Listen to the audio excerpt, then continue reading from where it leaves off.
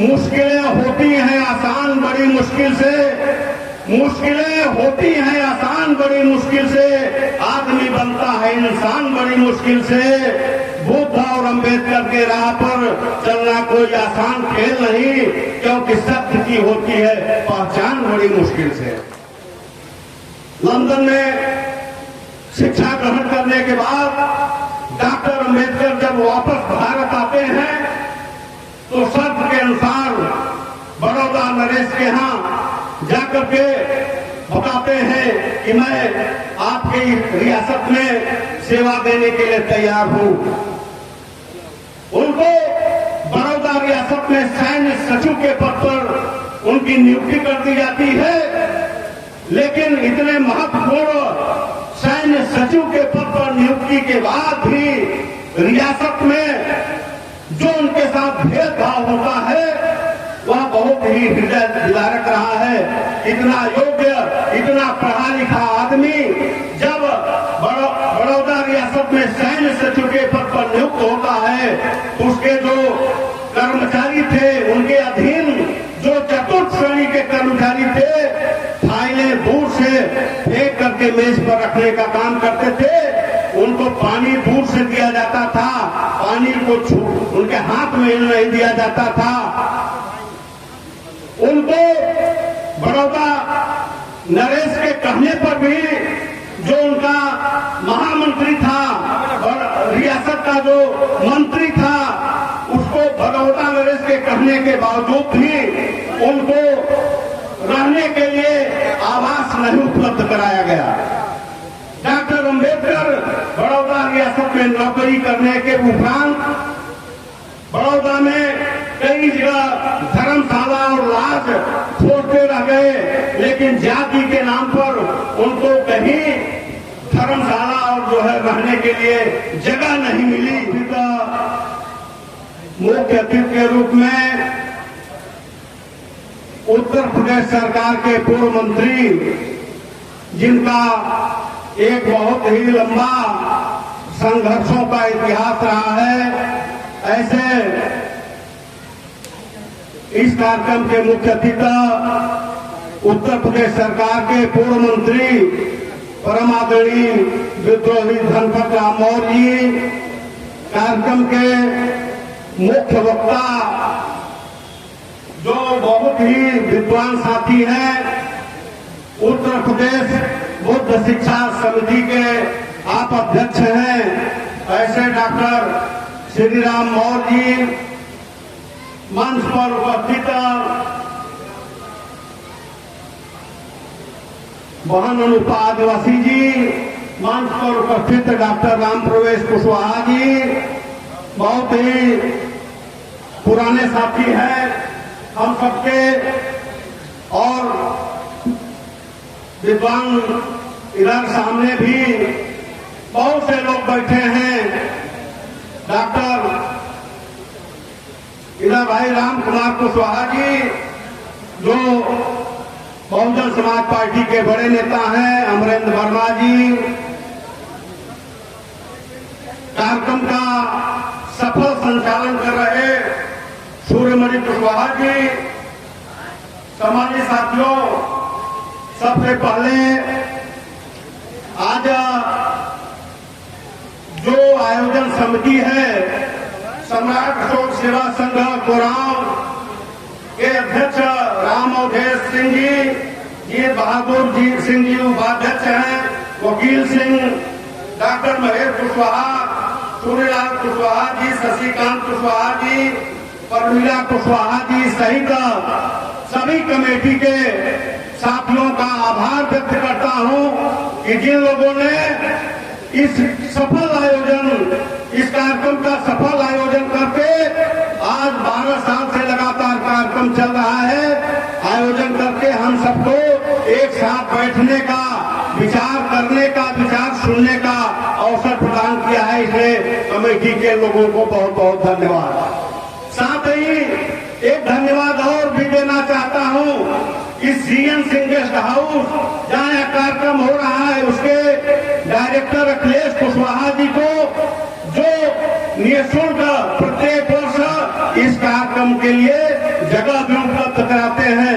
सभी सम्मानित साथियों से, समाज के लोगों से आग्रह है कि इस गेस्ट हाउस को अपने, जब पैसे वाली बात है तो इस गेस्ट हाउस का प्रयोग करें, क्योंकि यह निःशुल्क कार्यक्रमों के लिए गेस्ट हाउस उपलब्ध कराते हैं।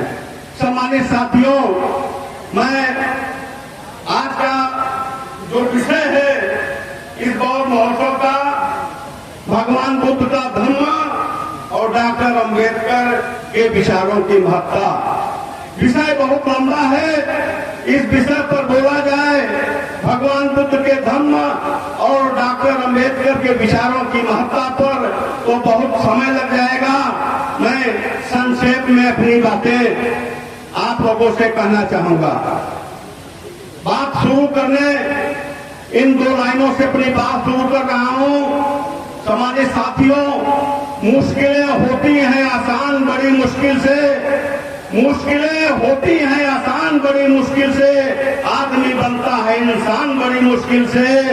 बुद्ध और अंबेडकर के राह पर चलना कोई आसान खेल नहीं, क्योंकि सत्य की होती है पहचान बड़ी मुश्किल से। दूसरी बात,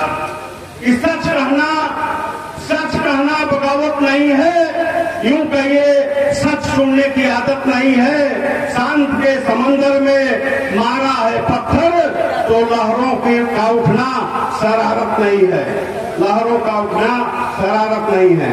सम्मानित साथियों, चूंकि विषय में भगवान बुद्ध का धम्म और डॉक्टर अंबेडकर के विचारों की महत्ता की बात है, इसलिए सर्वप्रथम डॉक्टर अंबेडकर के विचारों के बारे में, डॉक्टर अंबेडकर के विषय में 4 लाइन कहकर के भगवान बुद्ध के धम्म पर बात रखूंगा। सम्मानित साथियों, आप सबको पता है कि डॉक्टर अंबेडकर उस समय दुनिया के 6 विद्वानों में एक विद्वान हुआ करते थे। उनके पास 36 डिग्रियां थी, कई विषयों से पीएचडी थे डॉक्टर अंबेडकर। डॉक्टर अंबेडकर ने जो संघर्ष, हृदय विदारक अपमान को सह करके इस देश को जो सामाजिक क्रांति प्रदान किया है, आप सबको पता होना चाहिए कि डॉक्टर अंबेडकर के सामाजिक गुरु, जिन्होंने अपना सामाजिक गुरु माना, ज्योतिबा फूले। डॉक्टर अंबेडकर के जीवन में सर्वप्रथम तो उनके गुरु भगवान बुद्ध थे, जिनको उन्होंने माना, भगवान बुद्ध को। उसके बाद सामाजिक गुरु के रूप में उनके गुरु थे ज्योतिबा फूले। दूसरे सामाजिक गुरु संत कबीर थे उनके। संत कबीर और ज्योतिबा फूले के विचारों से, भगवान बुद्ध के विचारों से प्रेरित होकर के डॉक्टर अंबेडकर ने इस देश में एक सामाजिक और वह वैचारिक क्रांति करने का काम किया। डॉक्टर अंबेडकर के जीवन संघर्षों की कहानी कहेंगे तो बहुत समय लग जाएगा, लेकिन एक बात का जिक्र आज करना बहुत जरूरी है कि डॉक्टर अंबेडकर के जीवन की कौन सी घटना डॉक्टर अंबेडकर को इस वैचारिक और सामाजिक क्रांति के लिए प्रेरणादायी रही, जो उन्होंने संकल्प लिया। अभी 23 सितंबर बीता है, 23 सितंबर 1917 डॉक्टर अंबेडकर के जीवन का संकल्प दिवस है। उस घटना का जिक्र मैं करना चाहूंगा कि डॉक्टर अंबेडकर, आप सबको पता है कि बहुत ही गरीब परिवार में पैदा हुए थे। उनकी आर्थिक स्थिति इतनी मजबूत नहीं थी वह विदेशों में शिक्षा ग्रहण कर सके। बड़ौदा गुजरात में प्रमुख जी बैठे हैं, बड़ौदा रियासत के महाराज ने, नरेश ने, उसमें रियासत हुआ करती थी। बड़ौदा स्टेट के राजा ने उनको एक छात्रवृत्ति प्रदान किया और इस शर्त के साथ छात्रवृत्ति प्रदान किया कि आप विदेशों में जाकर के, लंदन में आप जाकर के पढ़ाई करेंगे, तो जब पढ़ करके लौट कर आएंगे तो 10 साल बड़ौदा रियासत में आपको सेवा देनी पड़ेगी। इस शर्त के साथ उन्होंने छात्रवृत्ति प्रदान किया था। सम्मानित साथियों, लंदन में शिक्षा ग्रहण करने के बाद डॉक्टर अंबेडकर जब वापस भारत आते हैं तो शर्त के अनुसार बड़ौदा नरेश के यहाँ जाकर के बताते हैं कि मैं आपकी रियासत में सेवा देने के लिए तैयार हूं। उनको बड़ौदा रियासत में सैन्य सचिव के पद पर उनकी नियुक्ति कर दी जाती है, लेकिन इतने महत्वपूर्ण सैन्य सचिव के पद पर नियुक्ति के बाद भी रियासत में जो उनके साथ भेदभाव होता है वह बहुत ही हृदय विदारक रहा है। इतना योग्य, इतना पढ़ा लिखा आदमी जब बड़ौदा रियासत में सैन्य सचिव के पद पर नियुक्त होता है तो उसके जो कर्मचारी थे, उनके अधीन जो चतुर्थ श्रेणी के कर्मचारी थे, फाइलें दूर से फेंक करके मेज पर रखने का काम करते थे। उनको पानी दूर से दिया जाता था, पानी को उनके हाथ में नहीं दिया जाता था। उनको बड़ौदा नरेश के कहने पर भी जो उनका महामंत्री था और रियासत का जो मंत्री था, उसको बड़ौदा नरेश के कहने के बावजूद भी उनको रहने के लिए आवास नहीं उपलब्ध कराया गया। डॉक्टर अंबेडकर बड़ौदा रियासत में नौकरी करने के उपरांत बड़ौदा में कई जगह धर्मशाला और लाज छोड़ते रह गए, लेकिन जाति के नाम पर उनको कहीं धर्मशाला और जो है रहने के लिए जगह नहीं मिली। डॉक्टर अंबेडकर साथियों एक पारसी धर्मशाला में जाते हैं। पारसी धर्मशाला जो पारसी समाज का था, वहां पर अपना नाम बदल करके, पारसी नाम बदल कर